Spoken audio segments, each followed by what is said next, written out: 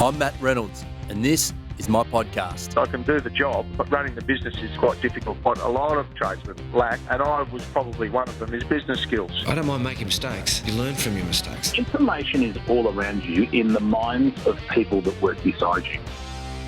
Welcome back to the Trench Talk podcast. I'm Matt Reynolds, and in this episode, I spoke with David Makin, who, along with his partner Zoe, founded Axil Coffee Roasters. The idea of these discussions, for those of you joining us for the first time, is to go into the trenches of achievement and talk not with people who are orchestrating from some lofty perspective, but to those high performers who are actually in the trenches, honing their craft. That has included guests from the worlds of business, sport, and entertainment, all of whom are on the front lines doing amazing things. Dave completed a Bachelor of Business in Catering and Hotel Management before spending, as you'll hear, quite a bit of time in the service business. He worked for a coffee company and ran several cafes, even a nightclub, before turning his attention to the competition side of coffee making. He became the runner-up at the World Barista Championships, is two-time Australian Barista Champion and five-time Victorian Barista Champion. Axil's specialty roasting business supplies over 100 establishments in addition to 5 of their own cafes. They are currently building 2 more with plans to expand even further in 2019. In this episode, we cover a fair bit about the Barista Championships, how Dave secured his first lease for the business, how Axil sources coffee and his thoughts on the free trade model, how he finds staff, the business of Axil, including why Dave is against franchising and why he is continuing to grow the company. You can find out more about Axil at axilcoffee.com.au, or you can find them on both Instagram and Facebook. If you enjoyed Trench Talk, head to xrm.com.au/podcast and opt in for the newsletter. We'll make sure you're notified when every episode of the show is released. There's a little bit of background noise in parts of this episode because we did record it in Dave's new roasting facilities, which, if you watch the video version of the podcast on YouTube, you'll probably notice he is only just moving into. None of that takes anything away from the episode, however. Special thanks to Glenn, one of our Trench Talk listeners, for setting this one up. Enjoy my chat with David Makin. David, thanks for doing this. No problem at all. Can we start with the Axil brand and an overview of all that you've got happening as it stands at the moment? Right. The Axil brand started in 2010. My wife, Zoe, and I opened the first cafe and roastery in Hawthorn, in Burwood Road. Yep. And we opened that one and started supplying a small number of cafes with roasted coffee. And from that point, we moved on and started opening other cafes. So we opened an espresso bar in the city on Flinders Lane, just a small little 20 square metre shop. And then from there, we've expanded now into Chadstone Shopping Centre and a couple more in the city, and we now find ourselves at 6 stores under the Axil brand. And this all started back with, I'm assuming at some point, your first cup of coffee. Would that be right? Well, and it started, I suppose it started long before that. Yes. I first came out of high school and did a degree in hotel management. Okay. And always envisaged myself working in a 5-star hotel. Yep. And and from that point, I worked in hotels and restaurants. And it wasn't until later in my hospitality career that I eventually got into coffee. Okay. And why coffee? Because if you're working in that hospitality field, there's a number of directions you could go within that field, right? So why coffee?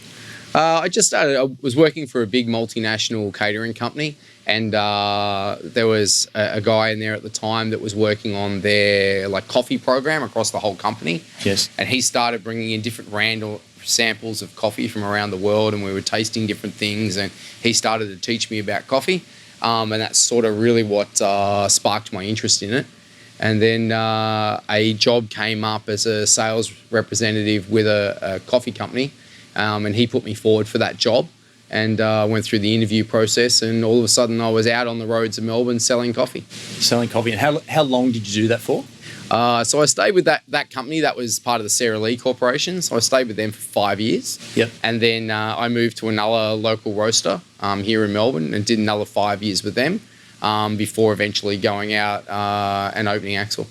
And we have a little background noise going on here today because you've just moved into your new roasting facility. Yeah, finally we have like a purpose-built coffee roasting facility.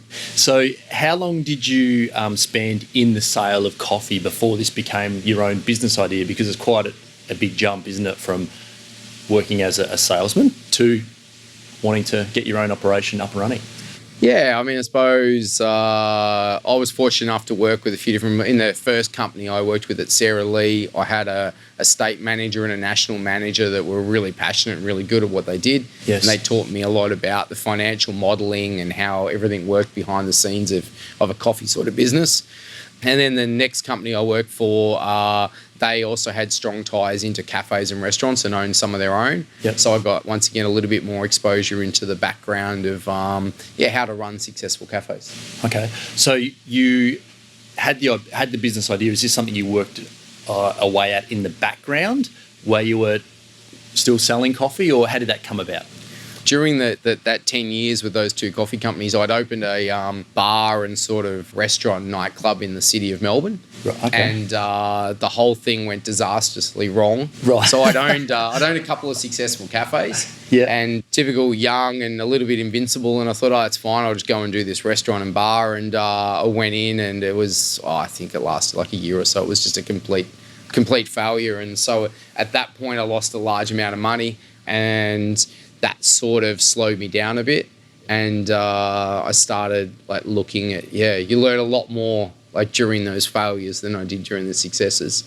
And that sort of, set me on that path, to set me up to try and work out a business model around the coffee industry at that stage to push forward. So I wrote a business plan, and I actually went to the marketplace and I approached some cafe owners I knew to see if they were willing to invest into Axil at the beginning.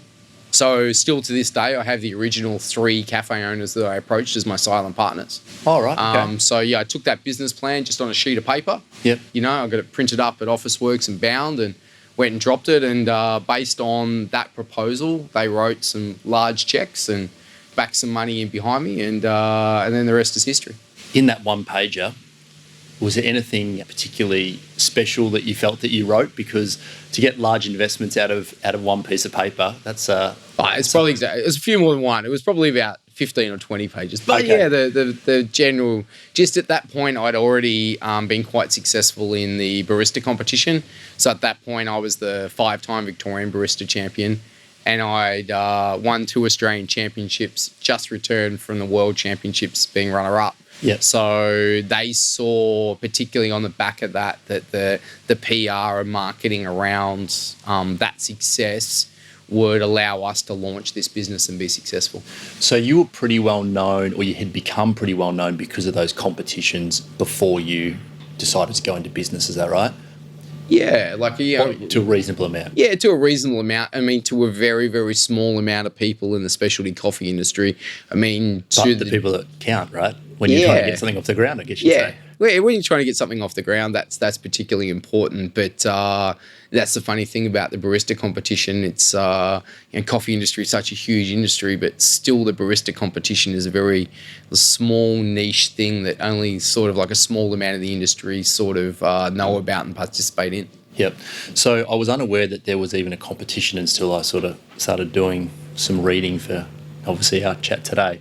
What goes in the preparation of that competition? Because it's effectively a panel of judges, 3 in the video that I found online and watched, and you present courses of coffee to the judges, right? Correct. Is that an overview of the competition? So there's four judges on the panel. So 4 judges on the panel that they're the sensory judges that taste the coffee. Yep. There's 2 technical judges that are watching everything you do technically behind the coffee machine. Yes. And there's a head judge that oversees those judges, basically. Yep. And so, I mean, in a general format, you have to serve 4 espresso, 4 milk-based beverages, and then 4 signature drinks. And the signature drinks is the highlight or showcase the coffee that you've used during your routine. And in a general format, that's the rules that we work around. He came runner-up in the world. Yeah, it was. I mean, obviously, it's amazing, and it helped me to do what I've done today. And so I look back fondly at it. It's still a small amount of disappointment, obviously, when you don't. We'd worked for a number of years to try and to win, and it ended up coming down. It was 5 points out of 1,100 points was the difference between first and second that year. Oh, wow, that's a small margin. Yeah, so, it's disappointing and all, but we just moved on, and obviously now the success of Axil and everything like that has been fantastic off the back of that competition. Do you still serve your signature dish at all from that competition in terms of your signature coffee? Oh, no. So, I mean, that's one of the things is sometimes these signature drinks that we're preparing and everything like that, they're not practical or relevant to a cafe sort of situation, unfortunately. Okay. So you're not going to have that sort of drink served on a daily basis in a cafe. So it's sort of like the catwalks of Milan and walking down the street in Hawthorne that we are now. You're probably not going to be wearing the same sort of attire. We get a bit of that in Hawthorne. No, but yeah, that is true. You're entirely right. When you get to, I suppose, the upper end or echelon of any industry, yes. Sometimes, and I suppose that's sometimes where people question the relevance of the barista competition to the whole coffee industry. But I mean, I always look at it being in the motorsport. I always look at, Formula One. Yep. And we have ABS brakes now on our everyday cars. Yep. That technology came from Formula One 20 years ago. Yes. We now have traction control. That technology came from there. Yep. And the barista competition has seen the same thing happen to the coffee industry. It was only 7 or 8 years ago that baristas started weighing how many grams of coffee they dosed into the handle, they lock into the machine, yes. and weighing how much came out and trying to work a brew ratio as such. And now we're seeing that on an everyday basis in cafes in Melbourne. Baristas are weighing, and that came directly from that barista competition. So it definitely has some relevance in pushing the industry forward and being cutting edge. I noticed in that video there was a particular way that, is it the cup you call it, that you work the coffee into? So you spent quite a bit of time actually. You're representing the group handle. Yeah, the group handle is the coffee machine. That's right, yeah. Sorry, my that's all right. coffee technical terms are up to scratch. Yeah, I'm basically working that coffee into the handle to try and make sure it's perfectly level, yes, and got the same amount of coffee density throughout it. So that way when it extracts through the coffee machine, there's no weak point where the water can push through. It evenly extracts all the coffee within the handle. If all the ground coffee was to one side, then the water finds the path of least resistance. It's going to push through the lower side of the coffee, and you're going to get a coffee that's not going to taste as good as it would had I have leveled it. And you're going for an even taste, I assume, because you spent quite a bit of time actually getting that right. And I thought that doesn't look like a standard sort of cafe preparation, so there must be something in why you do that. Obviously, in a competition. Yeah, we're just trying to. Yeah, I mean the competition is so focused around the taste of the coffee. Yes. So there's, I think now the point system's changed slightly over time, but I think now something like 80% of the points are based around the taste of those 12 cups of coffee. Okay, so it's important. It's the most critical thing, It's what's hard about the barista competition. You go along to these competitions and you watch from the crowd, and everyone's got beautiful cups and tablecloths and shirts on and everything like that, and but you just have no idea who's really going to win because you're not tasting the coffee, only the judges are. I noticed that. So you can't do any checking along the way? Oh, we have a preparation time. Yes. Whereas the barista, I am tasting cups of coffee and I'm, dialing it in to make sure I'm representing the coffee as the best I can. Yep. But yeah, we're not serving any cups of coffee to people in the audience or anything like that. So it's one of those hard things when you come to watch a barista competition, you don't even get served a cup of coffee. Yeah. You had a couple of cafes before you started competing. Did you have Axil before you started competing? That came afterwards? Yeah, Axil came later. So, because then you went and you created the wholesale brand, is that right? Is that where you started with Axil? Have I got the sequence right here? Yeah, so I started with a couple of cafes way back. It would have been 2000, I think. I had my first cafe, which was down in St Kilda, yes, in the bottom of a business building. And then I did another one in Sandringham, down on the beach. Yeah. And then I did another one at Melbourne Central, an espresso bar. So all under different names and sort of different business partners and things along the way. Then I did that bar that we won't talk about anymore in the city. And then that's when I found myself back in full-time employment, working for a local roaster. And then I was just paying off the debt that I'd accumulated, and then just biding our time to be able to open Axil. And then Axil opened as the cafe and the wholesale business at the same time we launched. Oh, okay, so they were together. Yep, they were together out of the same building on Burwood Road. So the front of the building is the cafe, and the back of the building was the roasting space, and you could look through the windows of the cafe into the roasting space. And how big's your operation today? Oh, I don't know. I mean, like we're 6 shops under the Axil brand plus the roasting, and we have 120 staff now. Okay. So yeah, You seem pretty relaxed for someone who employs the typical person that employs 120 people. So, I mean, we have a fantastic team, to Yes. be honest, and the model's really strong in the format. And we now have 11 of our staff that have bought into the Axil brand and are equity owners in the brand. And so, yeah, I mean, one of the hard things about hospitality is that you're so governed by the people in the store of what quality experience you're going to get. Yes. So in most of the Axil stores on a daily basis, there'll be an owner that will be present within that store. So every time we go and we open a new Axil store, so we're building 2 new ones at the moment, Yep. one of our senior staff will be offered to buy into that store. okay, so And it'll that's be offered part an of the equity way share. that you maintain that level of quality in terms of your service and what you're presenting to the public. Yeah, I mean, I got a couple of really strong mentors along the way when I worked for the last local roaster, there was the 2 guys that were fundamental with Craig and Rocky, and they owned that company. Yep. And, they always spoke about the fact that I was always much better off owning 70% of an extremely successful business than owning 100% of a lemon. Yes. And we've taken that sort of philosophy Yep. and we've moved that forward. And in every shop we do, my wife Zoe and I take a majority share Yep. and we sell off a minority share to one of the next senior staff in line. Yes. And how do you choose those senior people? Do you have a set of criteria? Is it a gut feel? How do you go about finding that person? Yeah, I mean, it's a little bit of all that. There's not a written criteria as such. It's definitely not off length of employment. And I suppose we've needed to clarify that in recent times. Yep. Because it's been fantastic, that model, but we also have to manage it carefully so it doesn't become demotivating for some staff that aren't offered shares in at this particular point. Yes. And it's always this like, aren't I next sort of concept. So it's a combination of, like length of time, because we need that trust with that person. But it's also their skill set and what they can bring. And what we need hospitality managers that will be in that store, open it every day, close it every night, and make sure that it's run perfectly well all day. It's not the money. They do buy in, obviously. Yes. But it's not the money that we're really after. It's the commitment to excellence in hospitality to make sure that each of the Axil brands is serving the best quality food and drink every day. And when you set up a store, how do you think about that process? Because we were talking a bit before we started recording, and getting that right is super important to maintain the integrity of your brand and business, right?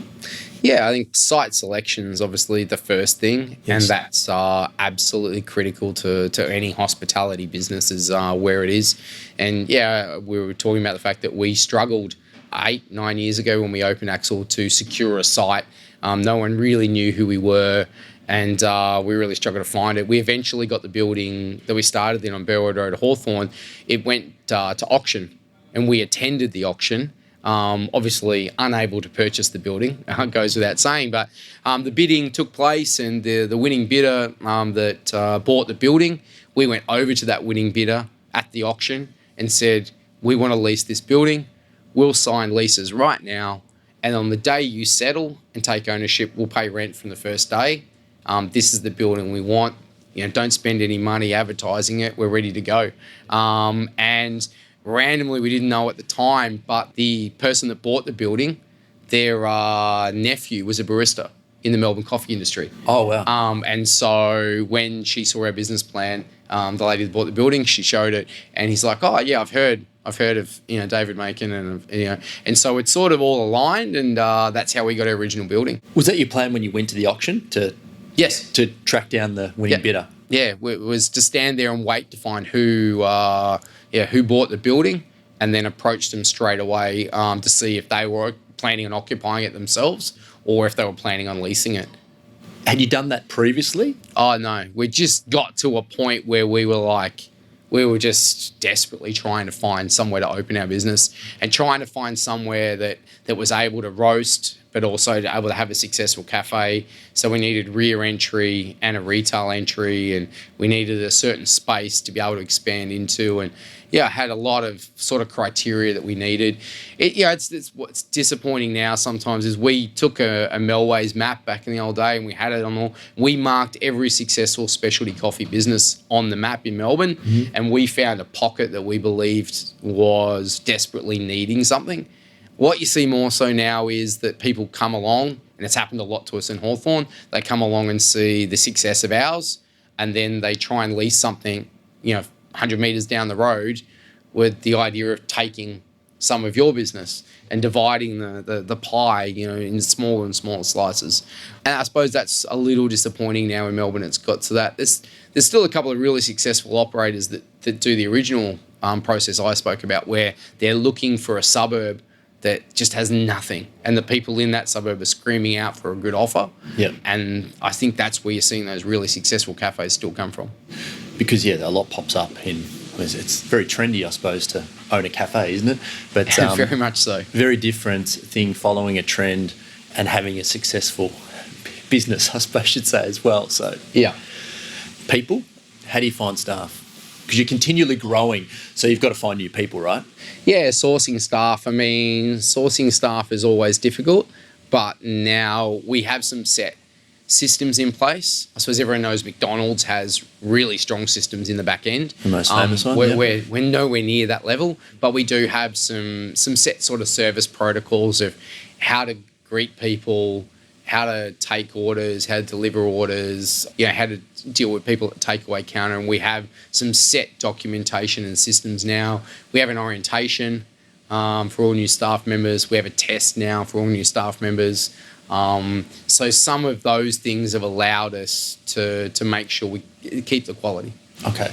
And do you find that as you've built the brand, has that helped you in the recruiting process? Because whenever I have these conversations, most businesses, eventually we come back to knowing people and finding the right people.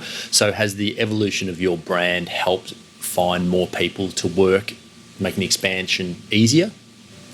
Yeah, I definitely don't think it hurts. Yes. I think that, people probably know the brand, and therefore maybe we get a few more resumes sent in or dropped off because of that. Yep. Definitely the model where the staff are buying in, those senior staff, that's definitely helped us as well, because you're finding that we're attracting managers that want to be professional hospitality operators, and so therefore they hear along the grapevine of the ability to buy in, so they're joining us with a vision to get there. Yep. The industry now is so, definitely compared to when I started, there's a lot more barriers to entry. You used to be able to maybe go and set up a cafe for maybe like 40 or 50 grand or something like that.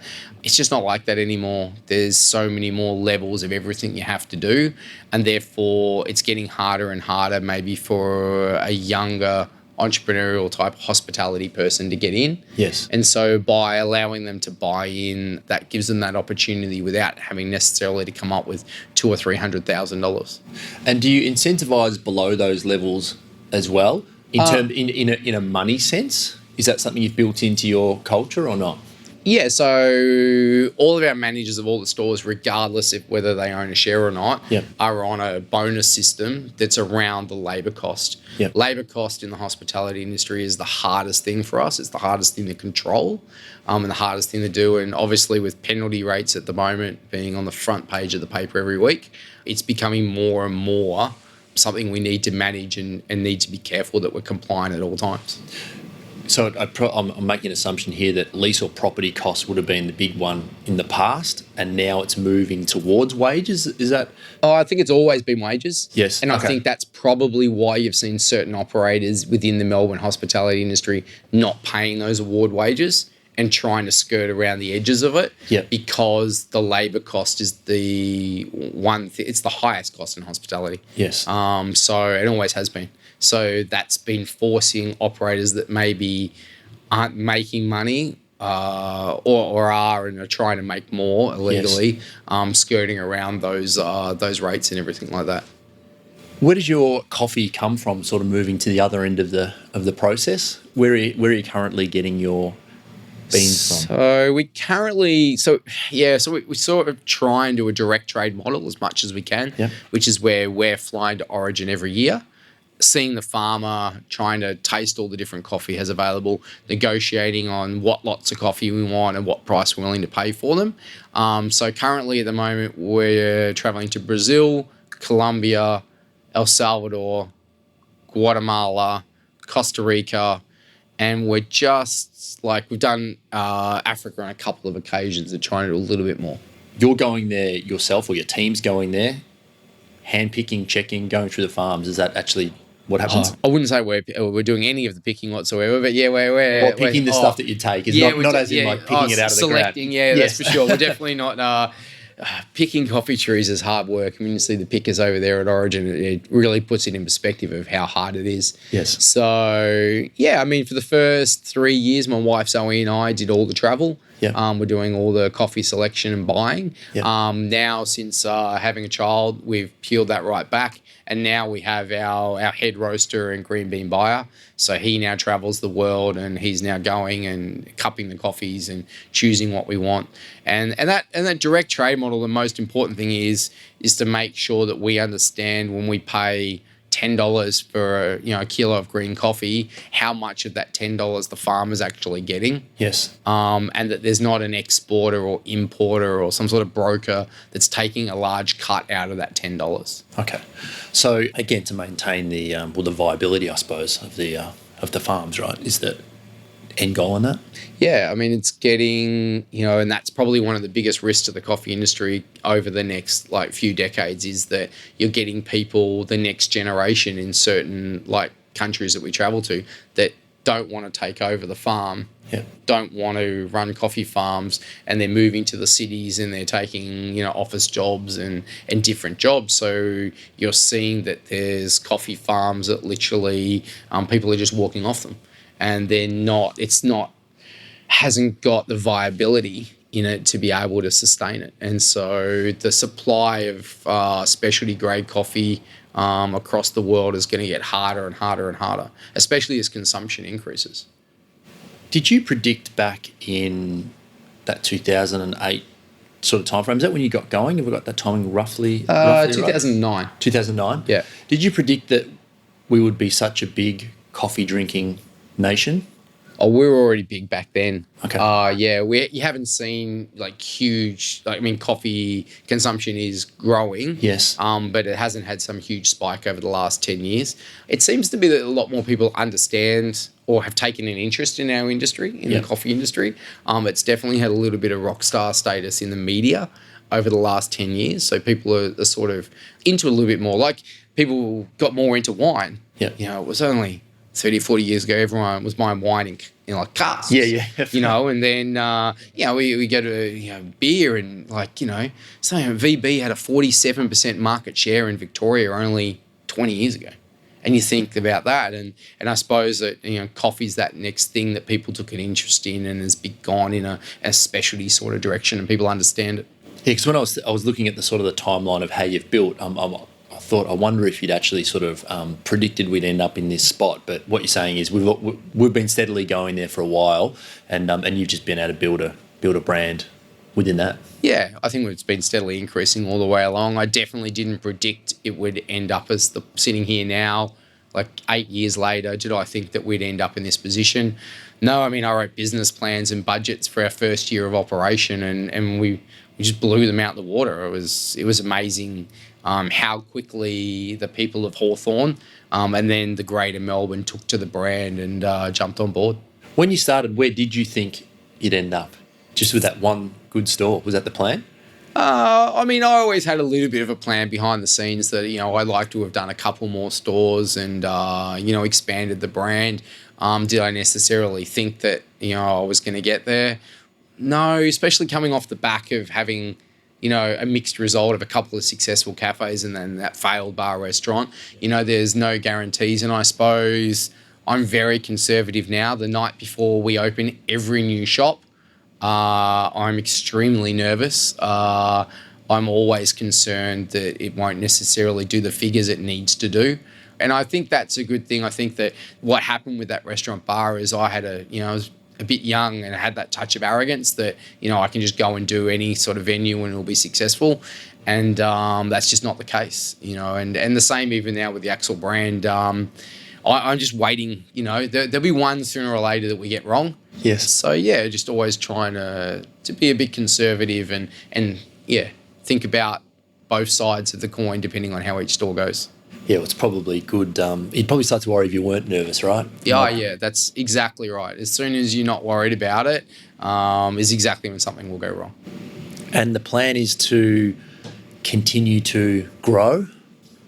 Yeah, you end up in this perpetual cycle where I think we have to continue growing because you have this team of staff now that wants to grow the brand because they're part of the brand. So they want to open more stores because they want the ability to earn more money and create more of a future for themselves. And so do I to a certain point. And we also have the other pressure that we've got that group of senior staff that's waiting to buy into the next one. So if we suddenly stopped and said we're not opening any more stores and we're not doing any new ventures, I'd have a problem because I'd have that next group of senior management that suddenly sees, my opportunity to go with this brand is now not there. You change the culture that you've built your whole business on, right? Just in 100%. We've got to keep growing to be able to keep that culture. And what does day-to-day look like for you with an operation the size that you have? To be honest, it's terrible because you hear about these business people that are working crazy hours and everything like that. I work Monday to Friday now. I did 25 years. This is my 25th year in hospitality. Right. So I've done plenty of nights and plenty of weekends. And I remember when all my mates were out partying and it'd get to like 11 and 12, I'm like, I've got to go. Yeah. I've got to be up to open the cafe in the morning. So now it's not I have a 3-year-old girl, and so my priorities changed. I work Monday to Friday, pretty much 9 to 5, and I come in and now it's more about dealing with banks and real estate agents and finance and dealing with the senior staff and making sure that everybody's happy and everyone's sort of doing what they're supposed to be doing. Do you enjoy that as much as perfecting your coffee making, like back in the competition days? Because when you think about your skill set as a person, they're vastly different, right? And a lot of people in a lot of different industries really struggle to make that transition from, I suppose, that practical hands-on role through to a business owner where, banks and real estate agents and all the rest of it come into play. So are you still enjoying it? Yeah, I think mine's the other way, though, that I went and did a business degree straight out of school in hospitality. I always wanted to be in hospitality management. I was always coming from that angle. It was actually probably harder for me to do the barista and to actually get on the machine and push myself to be the best in that sort of area of the industry. And so I worked extremely hard back in those days during that 5 years of the barista competitions to push myself to win those competitions in that thing. But I always came from a business manager's angle. I always envisaged myself owning hospitality venues. Yeah, so it was an easy transition. So you're a business person that went back and did the practical stuff to get the business rather than someone who got good practically and kind of fell into business. Yeah, I always say that, I'm definitely a businessman first. Yes. And I was always a barista second. I've been a bartender, I've been a barista, I've been a waiter, I've done all sorts of different components along the way, but ultimately the main driving thing for me was that I always wanted to be a hospitality operator and run venues. And you've just moved to this venue here because your location at Hawthorn, you're doing some changes to. Yeah, so we started with the original building in Hawthorn. It was it's 700 square metres, so it was a large building to start with. We roasted all our coffee out of the back of that building, so we were roasting coffee and packaging it and delivering it to not only the cafes we owned, but other cafes where we don't own them, but we just supply the coffee. And it just got to a point where we'd outgrown that space. Yep. A building came up literally 400 metres from the original building. It was just too good an opportunity not to take it. So we took that building and applied for the planning permits and everything to be able to roast in this space. And eventually, we've fitted it all out and moved, and we're now roasting on site here. And so it left that vacant space at the old building. What are you turning that space into? Can you talk about that yet or not? Yeah. So we're turning that into a barista training academy. So we obviously have our own baristas that we do a lot of training with, and they're training for the Barista Competition. So our baristas recently took out first and second in the Victorian Championship for 2018. Oh, wow. So that was a great result. And so now they're training ready for the Australian finals, which are in February. Yeah, so it'll be used for that, and also we do some training courses for the general public as well, so people can book off the website and come in and learn to make coffee, or we do another great course called Farm to Cup, and it's a 2-hour course that teaches you about how the coffee's picked and processed all the way through to how it ends up in your cup. And is it a popular... The reason I ask, is it popular, is because with the rise of, as we were saying before, craft beers, and I suppose we're becoming a lot more interested in where our food and beverages come from as a society, right? I think we're getting more and more concerned as to what's happening to a lot of those crops and how they're being treated. And we didn't have to worry about that maybe 50 years ago. But I think we need to be a little bit more concerned now about where the food's coming from and how it's been treated and processed before we start consuming it. So your course is obviously a great way to learn about that, and it's becoming popular because of those concerns, I suppose, isn't it? Yeah, and just a general interest in the coffee industry as well. People love, coming along and learning where the coffee's come from and how to get the best out of it and try and make a cafe quality coffee at home. And what's the best way to go about that? To be honest, it's really time consuming and really expensive. People sometimes think that they're going to be able to buy a coffee machine and buy coffee and milk and everything like that and make coffee at home and it's suddenly going to save them money. I don't think that's the case. Yes. At all, actually. I think you'll end up spending just as much money, but it might be a convenience thing that you don't have to leave the house or other things like that. But yeah, I mean, to buy a decent espresso machine, you're probably $2,500. Yes. And there's no use having that unless you have a great coffee grinder to go with it. The grinder is equally as important on how it grinds the coffee to how it extracts the flavour. So, really that's the only home setup I'd recommend is about $3,000. Yep. Anything, once you start getting cheaper than that, you're just not going to get the quality that you get in a cafe. And then after that, I mean, I've installed $15,000 coffee machines into people's home that are, very serious, which is kind of entertaining considering that I have a $20 pour over at home. And so in the mornings, I just make a pour over coffee with a paper filter. I don't have an espresso machine at home. Convenience wins when you're trying to get out the door, right? Yeah, I suppose also too, I'm going to a cafe every day anyway, so I don't have to worry about it. I'm in and out of the cafes all day. What's the worst piece of advice you hear spoken about given in the hospitality industry from a business perspective? I don't know if it's the worst piece of advice, but it's definitely that for some reason our industry attracts people with very little hospitality experience that think that they can operate a business. Like we were talking before we started recording about the statistic, and I don't know the exact number, but something like 80% of hospitality businesses fail in the first 2 years. Be interesting to understand and break that figure down, but I think you'd find of that 80%, a large percentage would have no formal, certificate or degree in hospitality and would have a very small amount, if any, of hospitality experience. Yes. And that's one of the hardest things. My advice is always, and I've had a few friends that have come to me and, one was an accountant. I remembered he's like, I really, would like to open a cafe and I said, well, go and get a job in a cafe on Saturdays. Keep your Monday to Friday accounting job. Go and get a job in a cafe on Saturdays, waiting tables, doing whatever job they'll give you. Do that for 3 months.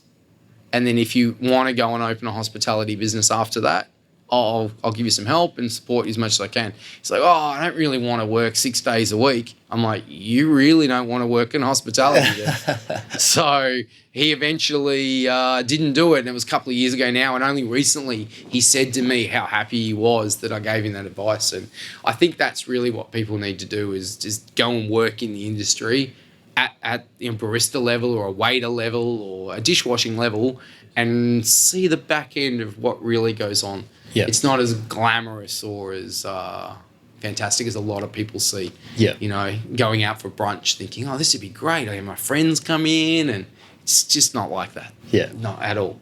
The every business has got the daily grind, right? That you just have to get through and learn to love if you want to be successful. It's called work for a reason, yeah. It's definitely there's a small part that's social and fun, but you know, on a general basis, it's still work. Is there anything that you do outside of work, particularly that you think allows you to perform, build your business as you've had? Do you do anything relaxation-wise or whatever? I know you're a bit into motorsport, but that's only a recent thing. Is that right? Yeah, so, I mean, I suppose, I have hobbies outside of work. Do any of them contribute to making Axil more successful? Other than giving me a mental break to be doing something other than work, no. I was an avid snowboarder for a number of years, so I've done that for a long time and always enjoyed that. And as you said, now, I've recently bought myself a racing car and, started going off and racing cars and having that sort of break. But that's funny, that's actually a massive challenge now. I find that hobby more challenging than I do the day-to-day Axil now, with the steep learning curve to learn about how to set up a race car and how to race a car. It's more of a challenge than a relax now. What's your biggest challenge in terms of the setup at the moment? Is there anything you're tinkering with to try and get right?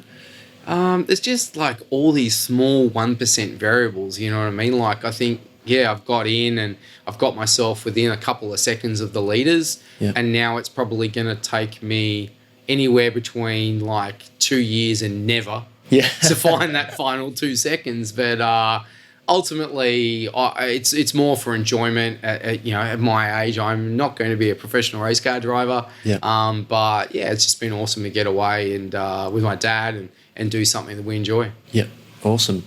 I'm just going to ask you a couple more questions, Dave, before we wrap up. Any book or documentaries that you recommend in terms of if you want to be a successful business person, owner? Yeah, it's fair to say that there's a book that a fellow World Barista Championship finalist, a guy called Colin Harmon, he's from Ireland, and he put out a book only reasonably recently, and it's What I Know About Running Cafes. And even the title is really good. It's not like that he knows how to. It's just his version and his sort of journey of running cafes and how he does it. Yeah. We stock the book and sell it, and it's really good to give you a little bit of an understanding of what's going on behind the scenes and why maybe we're doing things the way we do them. And have you got an example maybe from that book, something that you have taken into your own business? It's funny, but there's nothing that when I read the book, it was more a case of, yep, that's why we do that. And, we do the same thing because of the same reasons. And we have a very similar philosophy about how we go about things and why we do certain things. And that's why I'd recommend it, in all honesty, is because, he sort of really hits home some points about what you've got to do to be successful within this industry. It's funny with reading and learning and the like, particularly in business, that a lot of the stuff that you do read, it's almost like it's confirmation that you're on the right track, for me at least anyway, because if you're in uncharted waters in terms of continually growing, tomorrow is going to be something that you probably is going to come up that you haven't dealt with maybe before. So that I suppose that confidence just helps to keep going, I guess. Would that be a fair statement? Yeah, 100%. There's just to make sure you're on the right path and that there's somebody out there that's going through the same things you are and coming to the same result you are. And if you could have one law changed, what would it be? I think we've got to do something around, and people will understand this, but that we're getting hospitality operators that are running up huge bills with suppliers, not paying superannuation, not paying their BAS requirements, their ATO requirements, and are simply getting, 3 to 6 months down the path and going into liquidation or administration. And then all these suppliers are getting paid 10 cents in the dollar, and they're walking away from, their ATO debts and things like that. We've seen the laws change recently that superannuation now is personally guaranteed by the director of the company. Yep. So I think that's an important move. But yeah, literally you can liquidate your company and walk away from all those suppliers. And there's like a 3-strike rule in place. And the first time, you basically just get a letter basically telling you that, that you shouldn't be doing that. Yeah. So you're walking away from, in some cases, millions of dollars worth of debt to, milk suppliers and meat suppliers. And it just shouldn't be done. There's going to have to be something done around that. And it probably applies to a lot of other industries as well, not only hospitality, where people are liquidating and, shuffling assets around behind the scenes and just blatantly doing the wrong thing. So that some law or some change around that needs to happen. Maybe education about understanding your business, right? Because I suppose you only have to do all of that quite dodgy stuff, or however you want to term it, if you don't have a good handle on what is actually happening in your business and you don't know how to deal with it. I'd like to think that's the case, but also in some instances they have successful businesses and they're stripping huge amounts of money, like cash, out of those businesses. Okay, so that's what you're talking about there. There's that side of it, and there's Yes. also the other side we talked about, where you're having operators that don't know what they're doing, Yep. that have come into our industry from, without very little hospitality experience, that, yes, are desperately trying to do the right thing, but are failing. Yes. And then there's the other one where people are deliberately going about pulling that out. I think you'll see that change because, over the years it's been a huge cash business, and we're seeing that change now where 90 to 95% of our takings are FBOS, Yes. credit card. Yep. And that's a good thing.